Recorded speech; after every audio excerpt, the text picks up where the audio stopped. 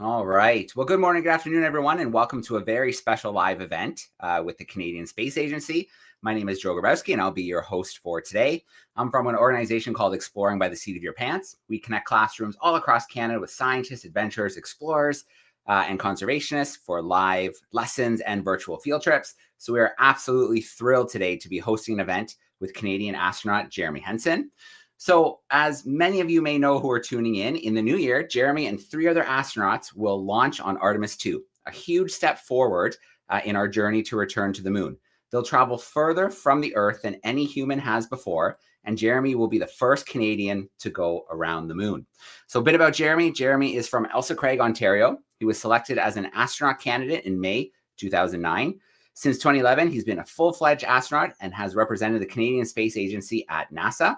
In 2017, he became the first Canadian to be entrusted with leading a NASA astronaut class. That means he was in charge of training astronaut candidates from the United States and Canada, which is pretty darn cool.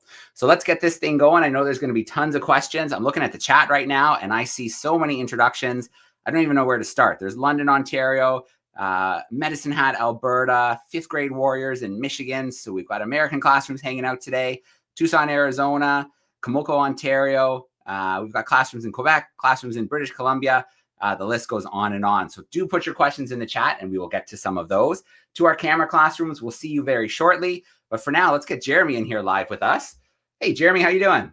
I'm great. Great to be with everyone today. Man, I love seeing all the classrooms and all the smiling faces. That's awesome. Perfect, perfect. Well, Jeremy, I think before we let you take over, speaking of those smiling faces, let's get a little noise from our classrooms. I think it'll be fun to see if everybody's excited and pumped up for our event today. So I'm going to bring a few classrooms in here. I'm going to get a little bit loud. Please feel free to be a little bit loud.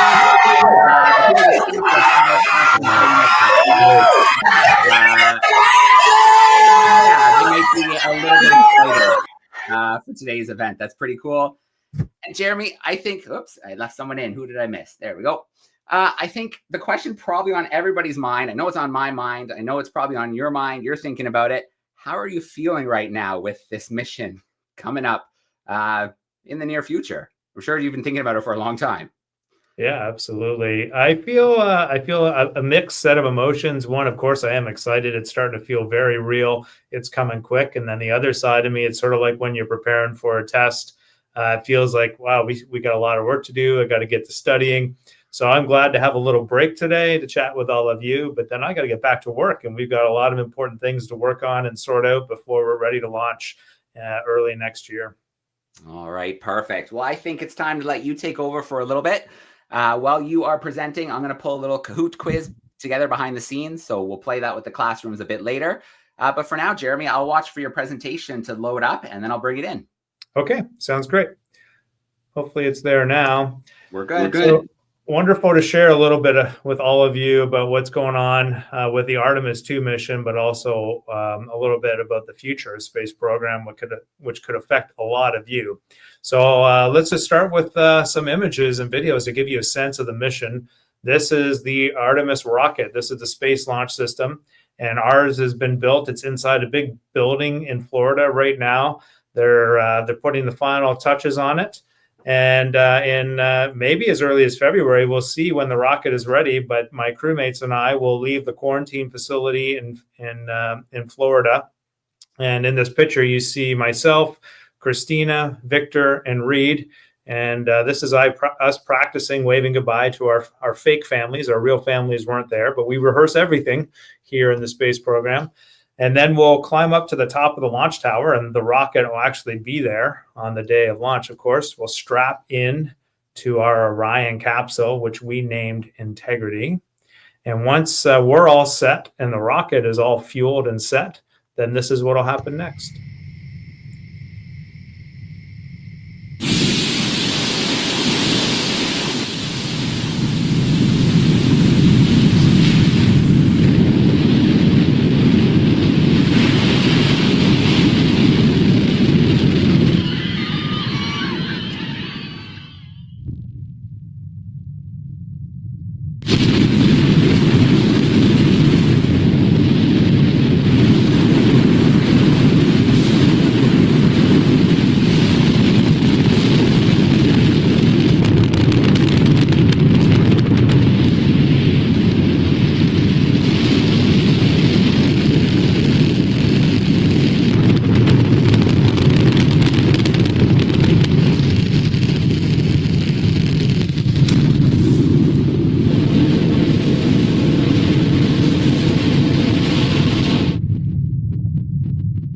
So it's a pretty amazing rocket. Let's see if I can get this. There we go. And when it's done its job, it's going to insert us into an orbit around the planet. We'll go out to about 1,200 nautical miles and then back to 100. And this is the part that we're in. This is the Orion capsule. This is our actual capsule when we were doing some testing with it this past summer. And it's on the top of that huge rocket. In fact, I'll go back, I'll show you. It's actually connected to the top of this. So this is called the service module. And you can see the solar panel in that picture has 4 solar panels. And on Artemis 1, these are real pictures and video that we took from Artemis 1, which didn't have any crew on it. So Artemis 1 was a test flight of the rocket. Artemis 2 will be the first time we put people on it. And so we've got some really cool imagery from Artemis 1. And we have these cameras on the solar arrays, and you can kind of take a selfie. And that's what this was. Here's a picture of Earth. And that's us in the capsule. This is what it looks like inside when we're just doing training here in Houston, Texas, where I'm calling you from today. So we have simulators here that we can use to practice things. So this is just us putting the seats back together after we've taken them apart, because in gravity, we don't need them. So we only use them for launch and reentry. Our mission is a test flight. So like I said, nobody was on it for Artemis 1, but the goal of Artemis 2 is to prove out things like the life support systems, the manual flight controls, the ability to manual dock to something. And these are things that we're going to test during our 10-day mission. So we blast off from Florida. We go around the Earth once. If everything is working well, we'll accelerate. We'll burn our engines again, and we'll go all the way out to about 40,000 nautical miles. So it's really far from Earth. Just as an example, the space station is at about 220 nautical miles. And so we're going a lot further than that. And that takes about a day to go out and come back to Earth again. And then if everything is good, we'll do the translunar injection. Right here, we'll accelerate to 39 times the speed of sound. Super fast. And that's how fast you have to go if you want to fly out, travel around the moon, which would take us 4 days to get there. We'll go around the far side of the moon. We're going to see parts of the moon, hopefully, that have never been seen by human eyes just because of the lighting conditions during our flyby. Because during Apollo, they wanted the lighting to be on the near side of the moon. But for our mission, we're hoping the sun will be lighting up the far side of the moon. So that'll be pretty cool. And then we come back another 4 days, and we splash down in the Pacific Ocean off of San Diego. So that's our job. We're going to see some pretty cool things. We're going to see the moon up close like this, and we're going to see all of you. So, of course, we're going to take some videos and some images of all of you and send them back and share with you in real time during the mission. And then when we get back to Earth, we have to slow down again because we're going 39 times the speed of sound. So as we crash into the Earth's atmosphere, the capsule starts to become a fireball, and that's what slows us down most of the way until we get down much closer to the ocean, and then a bunch of drogue chutes, parachutes start coming out to eventually slow us down for a safe landing in the Pacific Ocean. So that's what all of that looks like. These are the main parachutes coming out. And There's 3 of them. They slowly open, and we only need 2 to work in order to have a safe landing. So we've got a little bit of redundancy there. And once they're fully open, slows us down, and then a nice splashdown. And then if we land in the right spot, the United States Navy will be there with a big ship, and they'll send out these people to help us get out of the capsule, plus a helicopter to pick us up and take us back to the big ship. And that'll be the end of our mission. So that's the Artemis 2 mission. I think something that's kind of neat to think about is like, how do countries end up in these positions where we're doing these crazy things like sending people back to the moon or eventually Mars someday? Because that is our goal, is to send people to Mars. Well, the way a country does it, the same way that you and I do it in our lives. How do we accomplish things that we want to accomplish? Well, we set goals. And so when I was a kid, when I was your age, for some reason, I just got really fascinated about space. I saw an image of humans standing on the moon like this one, and I started to tell people that I was interested in being a space explorer.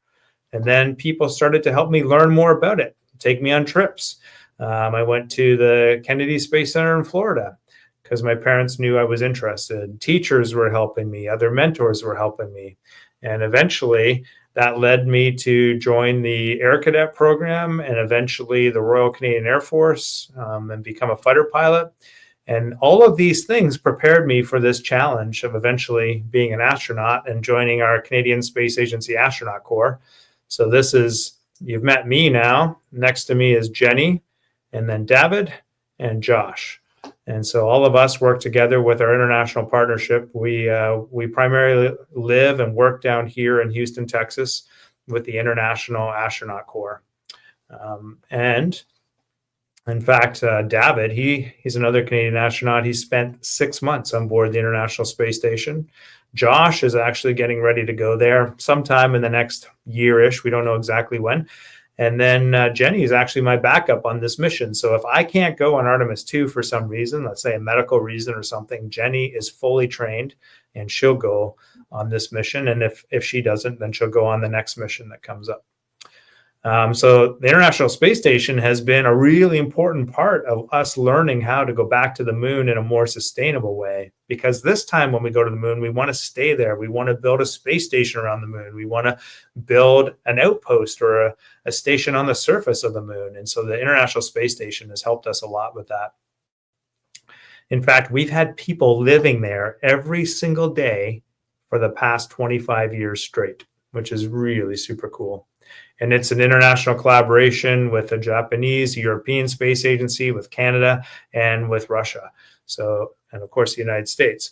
And so it's a really rich collaboration. But any country that wants to be part of these things, like going to the moon or part of the International Space Station, you have to bring real value. You don't just get it as a gift. And so the way countries do that is by contributing something. So Canada, in our case, we've become a leader in space robotics. So we built a robotic arm for the space shuttle a long time ago. That led us to learn some new things. We built this arm that you see in the picture for the International Space Station, plus this 2-armed robot called Dexter that can do all sorts of cool things to help us repair and maintain the space station. And we operate that, and that's what allows us to fly astronauts and do science experiments on board the space station. And the same for going back to the moon. We've done similar. So the challenge, if we really want to go to Mars, keeps getting harder and harder. So the International Space Station is about 400 kilometers above our planet. The moon is about 1,000 times further than the space station. It's a long way to go. And then when we want to send people like you to Mars one day, it's another 1,000 times further than the moon, depending on where the Earth and Mars are around the sun. And so this problem gets really challenging. So we have to build new technologies in order to do these things. One of them is we're going to need a new lunar lander. So we're building a couple new lunar landers. This is an image, a drawing of one of the concepts. This is Starship, the lunar lander. These are rovers, but these are huge. Look here in the picture. Do you see these astronauts down at the bottom? There's 2 astronauts here in the image. And that gives you a sense of the scale of how big these rockets really are in order to go back and land on the moon and bring more stuff this time so that we can stay there. And so this is what it really looks like in real life. So that lunar lander that I just showed you is this black part at the top of the rocket. That's the Starship that would get pushed into space. And then this bottom part is what launches it off of Earth. And the reason I'm showing you this is because I want to give you a sense of what it really takes to do hard things, both in your life, but also in the space industry. And so what you're going to see here is a bunch of failures leading up to success. So one of the things that we had to learn how to do if we want to make this more cost effective is learn how to land rockets. And so this is what that journey has looked like.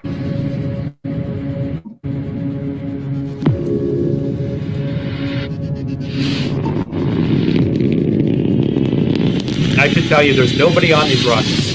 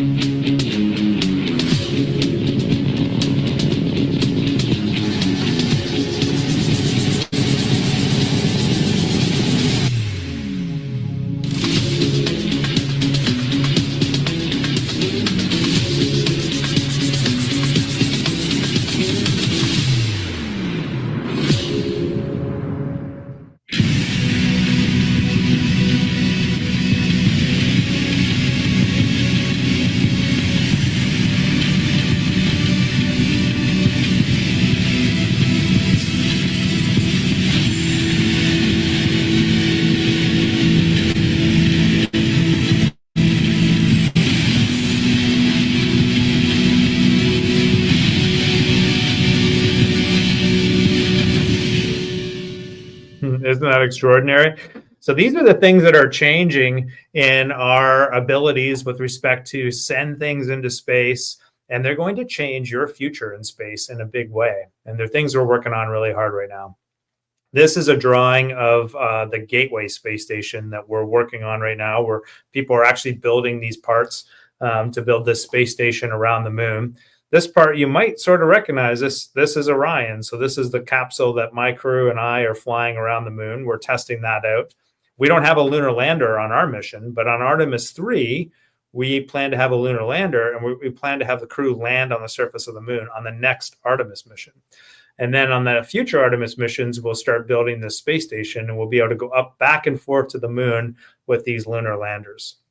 Of course, Canada, a lot of you are from Canada, with a few I heard from the United States. It's great to see that collaboration in the classroom as well as here in the space program. But Canada is building this arm. This is Canadarm3. So this is a new generation of space robotics built to work 1,000 times further than the International Space Station. So actually it's a real big challenge. The challenge comes from being further away from Earth, means more latency between when you send a signal and when you get a response back, and also a different radiation environment. Plus, when stuff goes up and down from the moon, it's going to bring lunar regolith along. And so all of these little things, they present new challenges for how we do operations in space. Of course, we're looking at how we're going to do more on the surface of the moon. So this partnership between humans and robots and building new rovers to go to new places on the moon that we've never been before. For example, the South Pole. South Pole is really interesting for us because if you think about the sun angle, so imagine a ball and a light over here on the side. Well, if the light's coming from the side and you're on the bottom or the top of the ball, the light's coming in at an angle all the time. And so on the south pole of the moon are these really deep craters that have never seen sunlight. And we've now come to believe that there's frozen water ice in those craters. And if we can learn to access that ice, that could be super useful. Of course, we could melt it and have drinking water, which would be wonderful for humans. We can also split it up into oxygen and hydrogen into its basic elements. And that gives us both oxygen to breathe, but also fuel. Hydrogen's a great fuel. And so finding water outside of Earth and having it as a resource would be a huge opportunity for future space explorers. So being able to have rovers that can survive on the south pole of the moon, which is a very challenging environment to do that in, would be super useful. Also, as we go back to the moon and we want to stay there and eventually get to Mars, we need to do things like provide drinking water for humans, food. We need to be able to grow food, also take care of them medically. Well, these are challenges that we have in our country, especially in northern parts of Canada. And so at the Canadian Space Agency, we're really excited about using the challenges of space and the technologies of space to solve issues that we already have here on the planet. And then we help people live better lives, and then we take that technology to the moon and to Mars. So there's huge opportunities. So for people like you, if you have any interest in solving these types of problems and finding a way to really help people, there's some great opportunities there. I think it's really neat how these big projects bring together people from places you might not expect. So this is Jenny, who I introduced you to before, one of the other Canadian astronauts, and I standing with a professor from Western University in London, Ontario, Gordon Osinski. And he's teaching us about geology, but we're actually standing in a meteor crater on the planet in Labrador, Canada. And it's actually the sacred territory of the Innu people. And the Innu people invited us to come in and explore this crater. They've known that it's a very special place for thousands of years, but science is just sort of catching up. And the reason it's very interesting to us getting ready to go back to the moon is that this place called Cam-Mistastin, before it was hit by the meteor, was made of something called anorthosite. That's a type of rock. It's kind of like a granite countertop, but different coloring. And anorthosite is very rare on Earth, but super prevalent. It's all over the moon. And so you can go to Cam-Mistastin crater and see what anorthosite looks like before it was impacted. You can see what it looks like after it was impacted and formed into a crater, which means you can see it when it's been melted and when it's been brecciated, which means broken up. And so this is a really special place to visit and to take our international partners, all of the other astronauts. They're coming to this crater too. They're learning about the surface of the moon right here on Earth, and also learning a little bit about our Innu people. I've had another really profound Indigenous connection through years of friendship and mentoring. I was invited by the Turtle Lodge to participate in a ceremony to help me prepare to go to space, something called a Vision Quest. But I also met this artist, Henry, who created the Canadian mission patch for Artemis 2. And I just wanted to show you these animals that are around the outside of the patch, and they each represent one of the 7 sacred laws. And I encourage you to go on the Canadian Space Agency website. You can search the mission patch for Artemis 2, and you'll find that. And there's some really great teachings from each of these animals. But just really quickly, the 7 sacred laws are the buffalo for respect, the eagle for love, the bear for courage, the sabe or the Sasquatch for honesty, the beaver for wisdom, the wolf for humility, and the turtle for truth. And each of these animals has a special teaching. And these are just guidance for us to try to live by. And if we do that, our lives will be richer.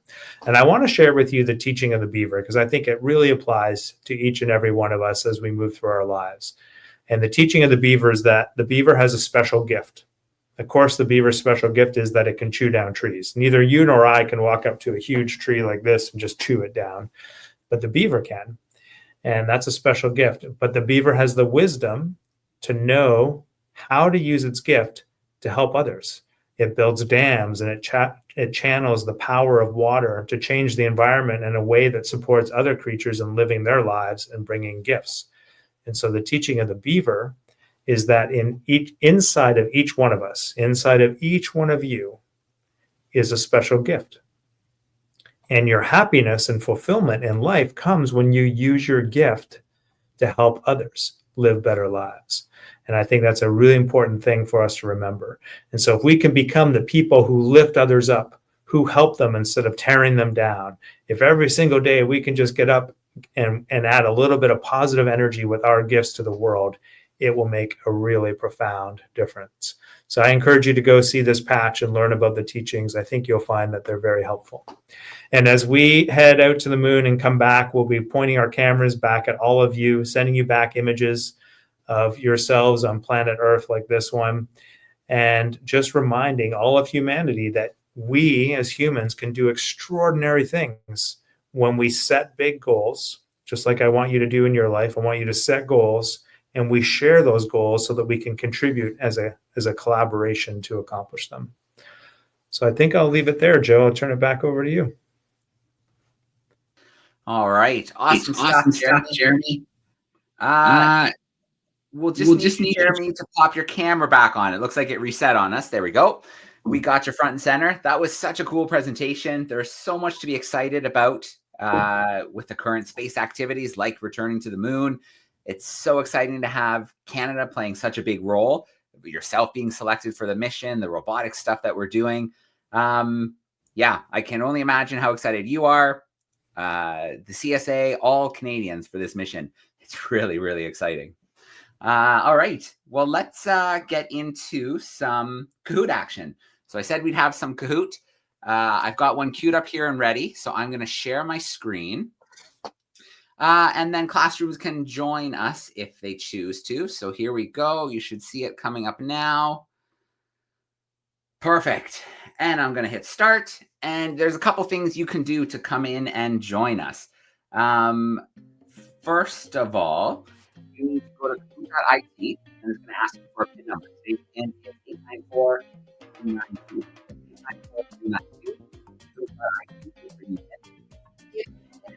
something at your seat. Well, if you're in the classroom, it's already on your screen. If you're sitting in a gym or somewhere, it's already on your screen. So you can shout out your answers to your teachers. If you're at home, scan that QR code and it will bring you right in. Jeremy, I'm noticing we just lost you again, but let's bring you back in. Perfect. So we've got Jeremy there. We have a ton of students here joining really quickly. While the students are joining, though, we are going to fill the space with some Q&A action. So I'm going to pick on a couple camera classrooms, and we're going to get a first question from your classes. So let's start in this massive group of students at Regent Heights Public School. How are we doing, Regent Heights? All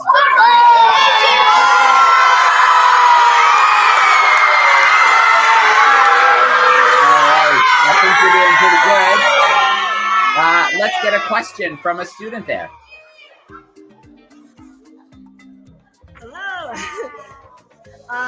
Thank you for inviting us. Can you hear me okay? We got you loud and clear. Perfect. I have a question from Mr. Barkley's class. The question was, what was your biggest, is this even worth it moment? And was it worth it?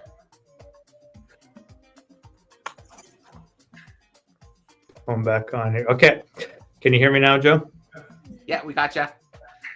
Biggest, is this worth it moment? Oh, that's a good question. I'll tell you, you're kind of reminding me of something I wanted to say in the presentation. I think I neglected to, but when I was showing you the picture of the rockets landing and blowing up and then eventually them being successful, you know, one of the things I wanted to sort of draw your attention to and remind you as humans that every single one of you are going to face this when you set big goals and you try to do something big in your life. The one thing that is for certain is that you are going to face challenges. You are going to have failures along the way. And the key about sharing those goals with other people is that those are the people who will lift you up and remind you that you can still do it. And that's the kind of person you want to be for others. For me, I had a few, I can remember when I really wanted to be a fighter pilot in the Royal Canadian Air Force.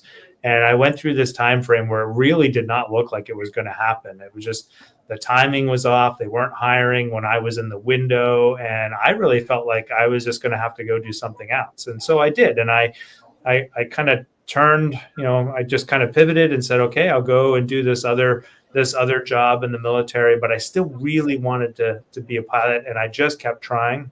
And what was really interesting is that people kept helping me. And I didn't really know how to fix it. But other people had ideas on how to fix and give me a chance at becoming a fighter pilot. And it worked out in the end. And so that's just one example from my life. As we go through as a team getting ready to fly around the moon, I will tell you that pretty much on a weekly basis and maybe sometimes on a daily basis, we will find something that we don't know how we're going to fix it or what the right solution will be. And we just have to keep working through it. And we just sit down and say, okay, well, maybe we don't know today. Let's keep trying to figure it out tomorrow. And I just watch this team. I mean, it is a huge team of people. That's why this stuff happens daily, if not weekly, if not daily. But that's just par for the course. that you're going to have to work through challenges. So I know it's a long answer, but I think it's an important reminder for us as humans that everybody is facing these challenges. There are no superstars. There are just regular old humans, just like every single one of you. I get to ask another question? Oh. Oops, there we go. Region Heights, I promise we'll come back for another question. Okay. I just want to make sure we work in at one more class before we start the Kahoot. I think our Kahoot's going to explode. There's still students joining. But Legacy Academy, we have you front and center if you want to go ahead and ask a question before we start the Kahoot.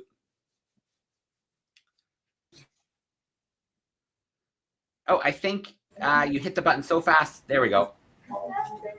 Okay. You have to be louder. Okay? My question is, if something were to go wrong on the mission, what sort of support plans are in place to help you and your team? So if something goes wrong on the mission, which, you know, in our line of work, we sort of expect that things will go wrong and that we'll have to address them as a team. We spend a lot of time as a crew of 4 working in the simulator here with the mission control team. So if you've ever seen space movies, a lot of times you see this team of people sitting behind computer screens. Well, that's our mission control team. It's an extraordinary group of people who know the vehicle really, really well. They have a lot of great instrumentation on the vehicle. It means when they look at their computer screen, they can see a lot of details about the vehicle. And we work on how to communicate effectively with them so that we help one another solve problems that come up. And so we rely very heavily on the mission control team. Now, on the other hand, if we want to be like fully capable, we really need that mission control team to help us because there's just too much stuff for us to do. But we also work on plans if we lose contact with mission control. What are the bare minimums that we as a crew need to be able to do on our own so that we can ensure our own survivability? Okay, well, we are ready for some Kahoot action. We have almost 1,000 students in here ready to play Kahoot with us, so let's get it going. Remember, with our Kahoot, there's true or false, there's multiple choice. The quicker you put in the right answer, the more points you're going to get. And let's see how we do today. We'll take a look at the podium at the end, and then we will go 100% full speed Q&A action after that.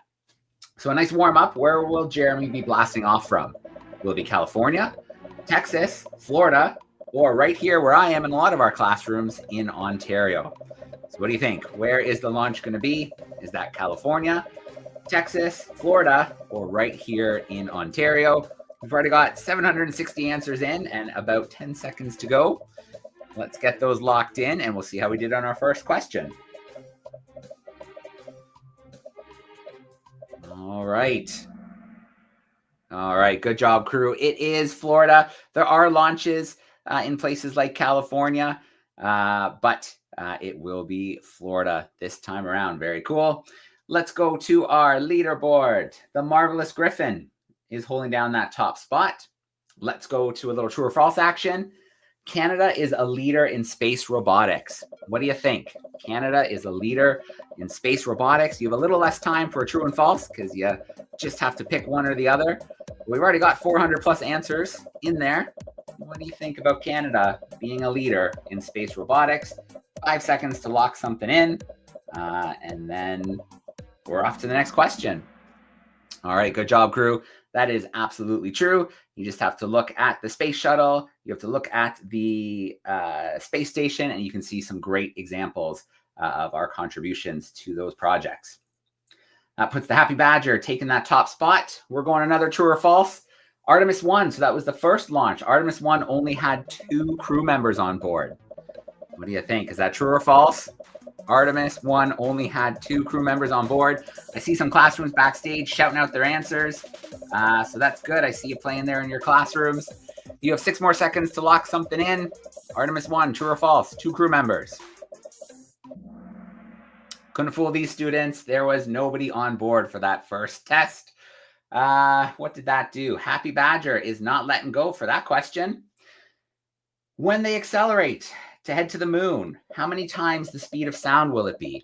Is it going to be 10 times, 27 times, 39 times, or 44 times the speed of sound?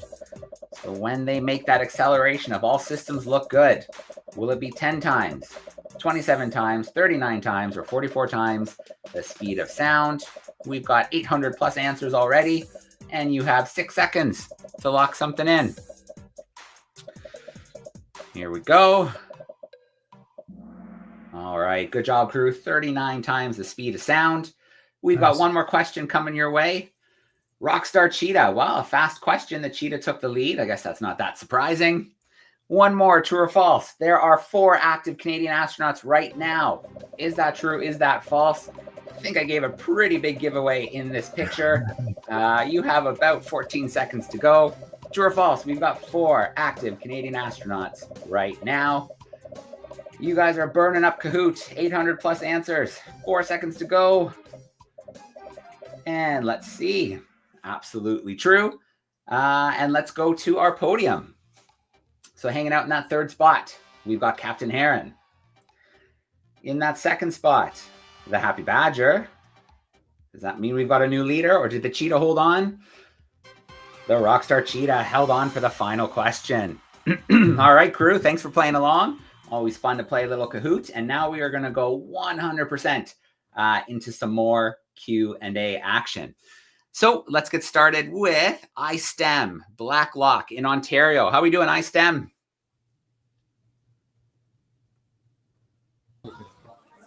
Hi. How's it going? I was wondering, what experiments will you be conducting on the Artemis 2 mission? Okay, so what experiments are we going to conduct on the Artemis 2 mission? So we don't have a ton of science on this mission because it's just the capsule. In the future, we'll have more capability. But the biggest experiments are the 4 astronauts themselves. So one of the things that I have to go do today is go collect some, they're going to collect some blood because they're making some fake versions of us. I guess they're not fake. They're almost like replica versions of the astronauts on these little special chips. This is just one example of the science we're doing. And so they will take cells from my body. They will keep them alive during the entire mission, and they'll be on a chip. And then when we get back, they're going to look at how the cells on the chip responded versus how the cells in my body responded to things like the radiation. And they're hoping that they're going to be the same, because if they are the same, that means in the future we could send a lot of different people to space on these chips, send their cells to space, their identical cells, and we could collect more scientific data for us to understand the radiation environment, for example, which is a big deal if we want to send people on really long missions into deep space. So we do things like that. We do a lot of medical studies. One of the other science experiments we're doing is, of course, collecting data on the moon. So we know a lot about the moon.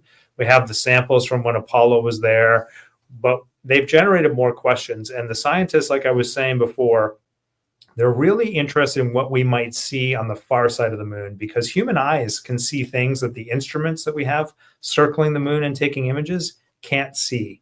So we might not see anything special, but they're training us to look for some differences just in case we see something that might help us identify areas of interest for future exploration. Okay, before we grab that second question, I can see someone back up at the camera.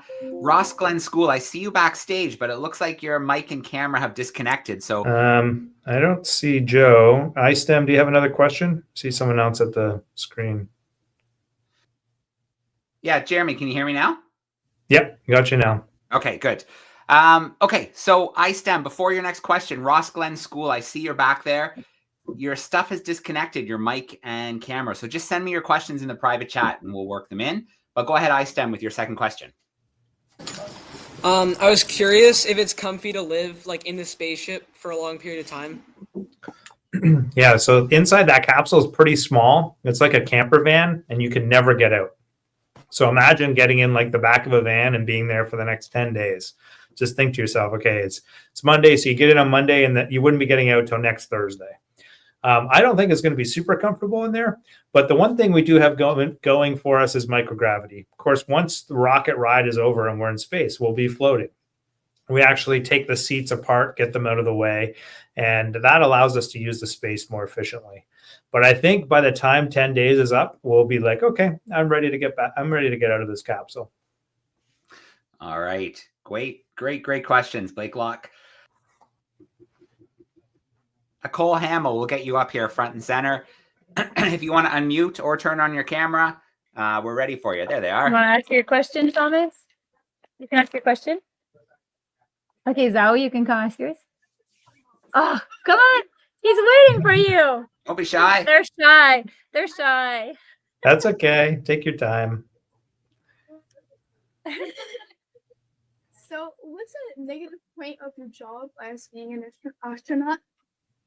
Can you say it again? What's the which point of the job? What's a negative point of being an astronaut? What's a negative point of being an astronaut? Well, I don't think it's unique to being an astronaut, but I have to travel a lot for work, which sometimes is super fun, but also not great when I have to be away from my family. So I have a wife and 3 kids. My kids are older now, they're in university, but when they were your age, it was just really hard on the family to be traveling so much for this job. That's probably one of the bigger negatives.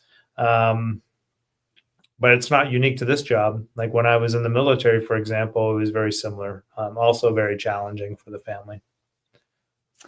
All right. Do you have a second one there for us? Come, Sam. You can go. Will you sleep like strapped to a bed or I don't know, strapped to a bed? No, we won't. No, it's a great question.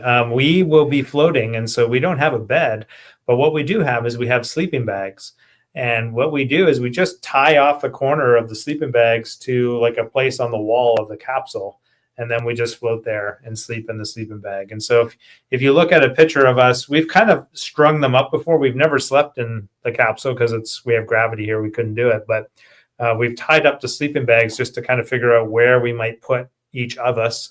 And we sort of look like, these bodies just going in different directions in the capsule, like hammocks. All right. Great questions. Thanks, crew. Okay, let's go to Jasper, junior, senior high. You guys, I see a great question in the chat. If you want to go ahead, unmute the mic, you can ask the question. Our students are also shy at grade 10 to 12, but are curious what sorts of pathways might land them in an astronaut uniform one day at university level. What sort of what will? Like what pathways, degrees, programs would be useful for this kind of pursuit? Okay, yeah. I'm sure a lot of you know the astronaut Chris Hadfield. I asked him a very similar question when I was in university because I was trying to pick what degree program I was going to take. And he gave me some really good advice that I'll just pass on to you. And what's most important is you pick something you're interested in. That's the most important thing. Don't look at how other people got somewhere that you want to go. Look at kind of follow your intuition, like what interests you. That's important information. And so when we pick astronauts, for example, we do look for, technical degrees like engineering or science or medicine. But that's not necessarily the way it will always be. So the most important thing is that you're following an area that's interesting to you because you will be passionate about it. You'll perform better. And you'll also give more to society from your work by being in an area that is your passion. And that kind of goes back to the teaching of the beaver, right? Where you have gifts.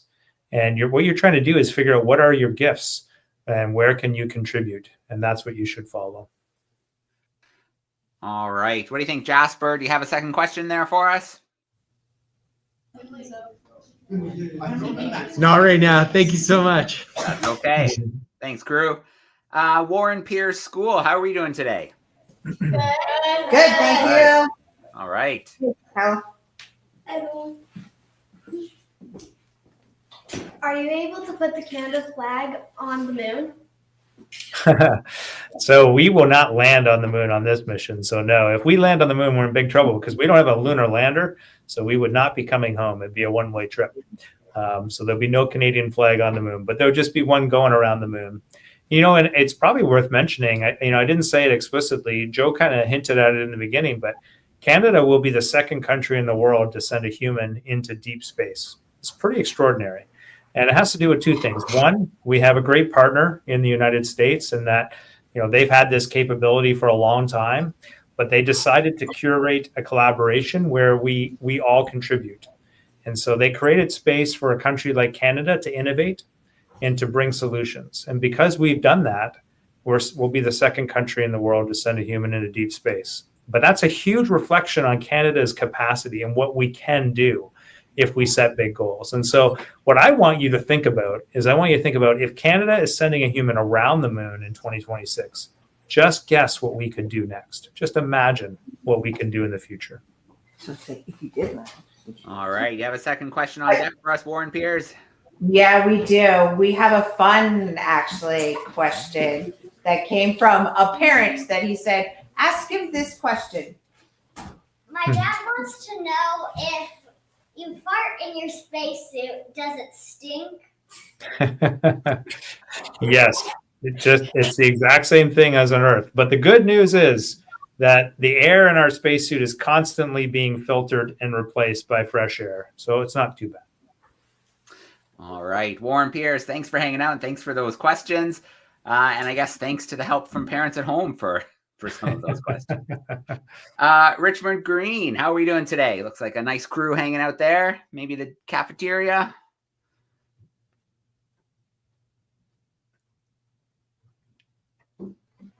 All right, Richmond Green, I'm not getting your microphone right now, even though it's unmuted.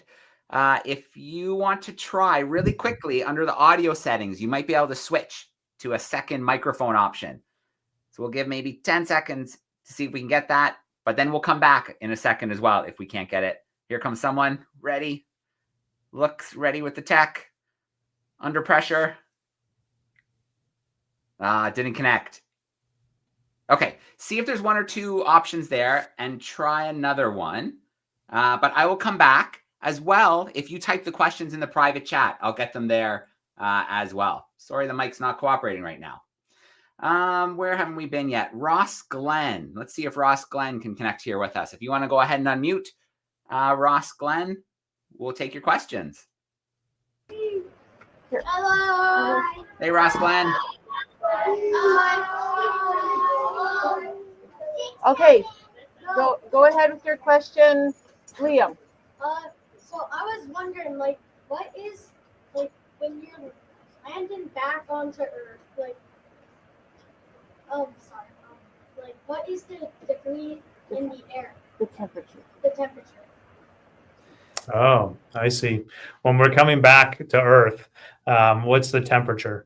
Well, it's really hot. So I showed you in that video when we were coming back, and you could kind of see the red plasma out the window, like spooling around, almost like, water going down a drain. Well, when you create plasma, it's kind of the same temperature as the sun. So it's really hot. This is one of the challenges of going to the moon and coming back, is just how fast you have to go to the moon. It also means you have to slow down when you get home. And so we have to build something called a heat shield, which is like a special blanket for the bottom of the capsule that can withstand extraordinary temperatures for that entire time frame that we're smashing through the Earth's atmosphere. What we feel inside, it doesn't get hot for us because the heat shield does a good job of keeping the heat outside. But what we feel is the G-forces. So as the capsule is accelerating or decelerating, it's pushing us into our seats. Like the seats are pushing against us. And so that is what we're feeling, is these G-forces, kind of like somebody sitting on your chest is what it feels like when you're coming home from space. All right, Ross Glenn, you have one more there for us?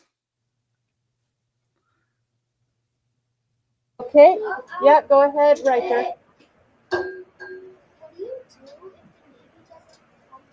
Can you get a little bit closer? I just heard the first part. What do you do?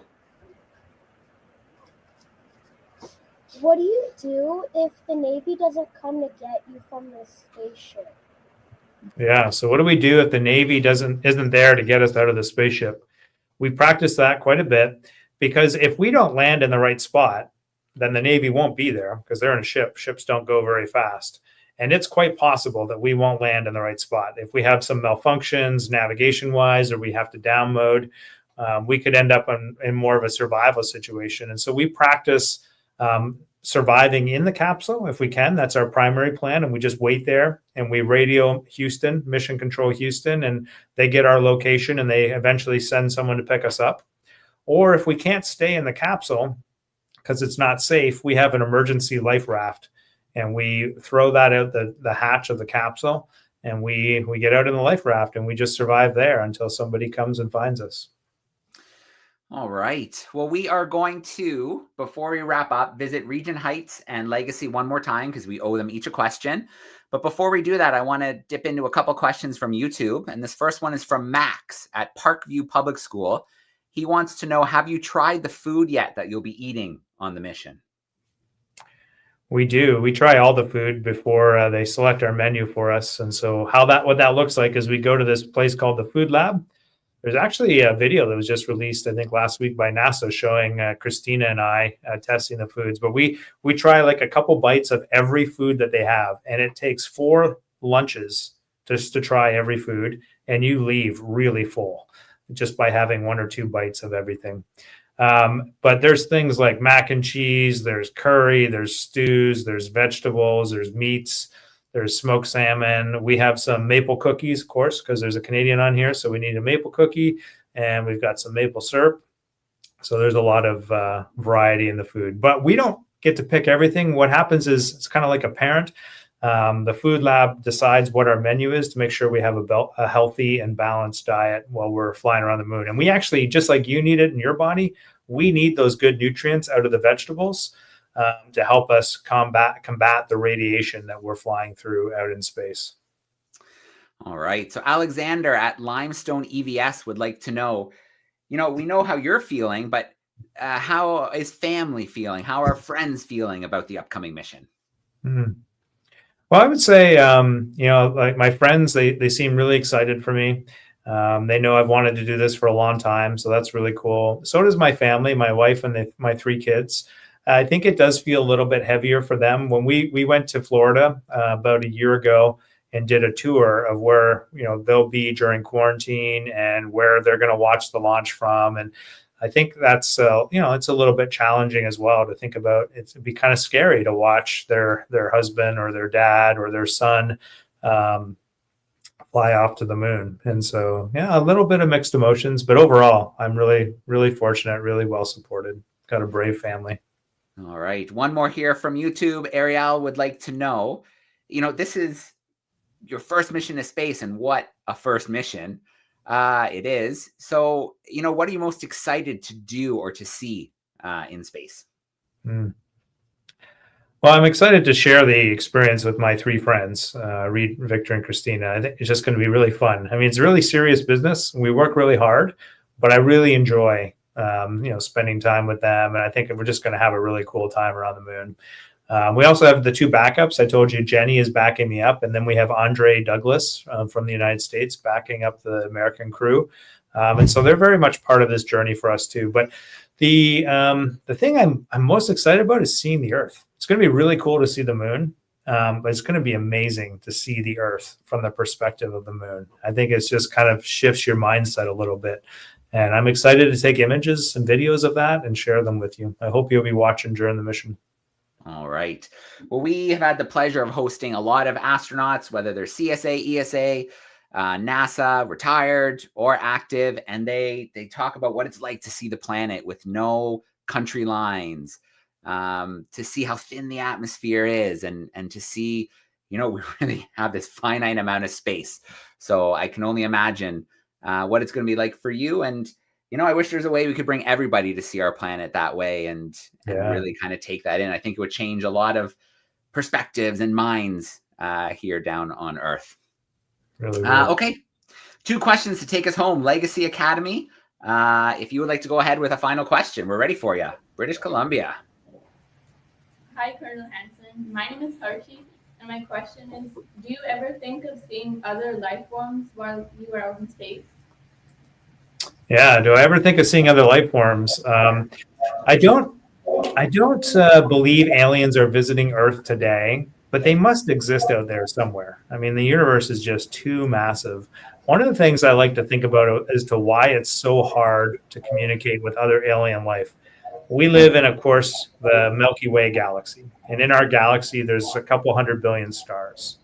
The next closest galaxy is Andromeda. So there's our galaxy, Milky Way, the next one, Andromeda, and then there's a couple trillion other galaxies out there that are further away. But even if there's a really advanced alien civilization in Andromeda, the closest neighboring galaxy to us, and imagine they have the coolest telescope ever designed, and they are looking at Earth right now, and they can see us, or they can see Earth right now. What do they see? They see Earth 2.5 million years ago. That's how far away they are. That it takes 2.5 million years for light from Earth to get to Andromeda. And so if they're looking at Earth right now, we're not even here yet. And so it just gives you an idea. That's the closest neighbor. Gives you an idea of how hard it is to look for alien life out there. I think we all want to answer that question. Are we alone in the universe? And we just don't know the answer yet. But we think there must be aliens out there somewhere. All right. Thanks, BC.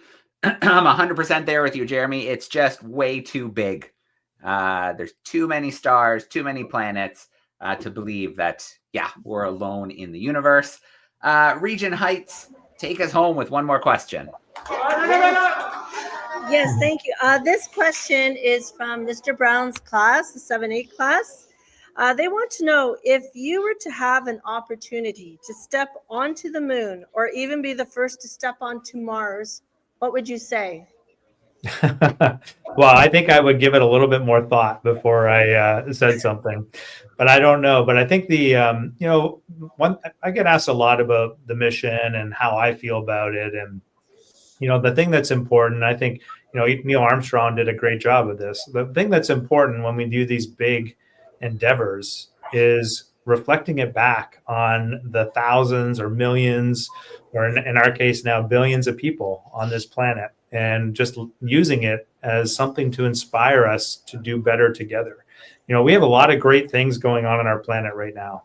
We also have a lot of bad things going on our planet.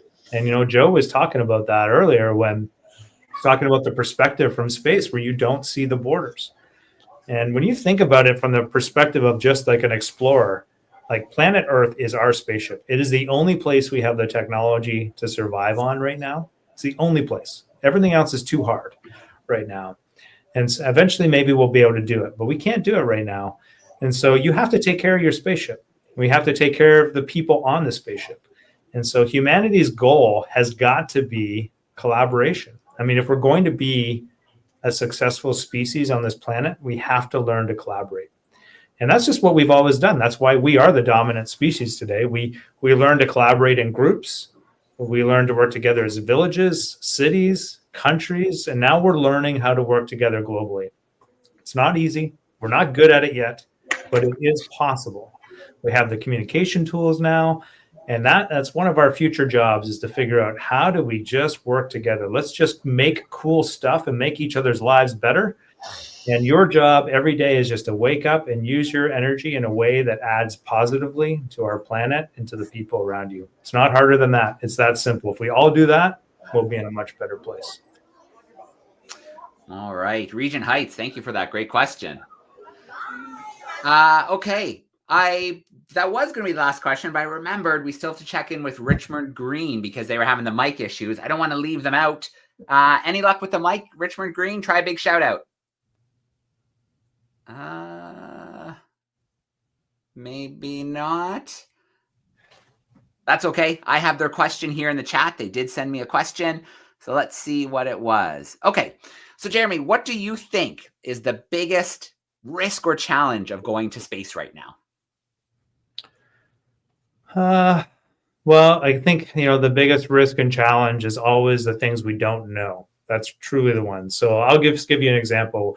When Artemis 1 got back, we looked at its heat shield, the thing that protects us from the plasma when we're flying through the atmosphere, and it did not look good. It did not look like it was supposed to look. It did work, but we weren't sure if we were just lucky that it worked and that maybe next time we would get unlucky. So we did a lot of research, a lot of testing, and now we understand it a lot better going forward. And we're eventually going to make even better heat shield for the future because of what we learned. But that's an example of something we know about, and we've done a lot of testing to try and fix. But just remember, before Artemis 1, we didn't know about that. And so for Artemis 2 and 3 and 4, there will be things that we don't know. And those are the things we have to prepare for. How is our team going to react when we find something new and we have to make decisions? How are we going to work together? How are we going to listen to the best ideas and filter them to the top? That's what we try to work on. All right, excellent. Well, I got to start off with a huge shout out to all of our classrooms from across Canada and joining us from the US as well. Thank you so much for all those great questions. Thank you for playing Kahoot with us. Some classes who were backstage had to duck out for various lunches and recesses and other classes, but we still have a few more back here. So I'm going to bring them in here. Jeremy, thank you so much for hanging out with us live today. Thank you for answering those amazing questions. And thank you for representing Canada on this incredible mission. Thanks, everyone. Thanks so much. Appreciate you all. Love the energy, feeling the support, and we could use it on the way to the moon. Thanks, Jeremy. Good luck. We'll all be watching from here. Thanks, Thank everyone. you. Take care, everyone.